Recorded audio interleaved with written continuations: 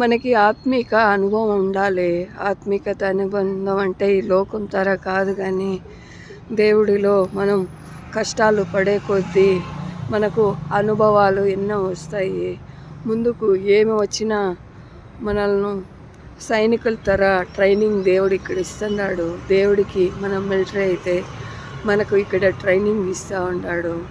మనం ట్రైనింగ్లో ఎంత ఎంత ఇదిగా ఉంటామో దానికి తగినట్టుగా దేవుడికి పని చేస్తాం. కాబట్టి మనం దేవుడు మనల్ని దండించినప్పుడు, శిక్షించినప్పుడు మనం విసక్కుండా ఆసక్తిగా ఉందాం. మళ్ళీ మనకిచ్చే ట్రైనింగ్ దేవుడు, మనము ఆ ట్రైనింగ్లో ఏమి వచ్చినానో సరే ముందుకు పోదాం, దానికి ఆసక్తిగా ఉందాం. ఏదికి నిస్సహాయ పరిస్థితి లేకుండా ముందుకు పోదాం. అయితే లైక్ చేయండి, షేర్ చేయండి, సబ్స్క్రైబ్ చేయండి. ప్లీజ్ నాకు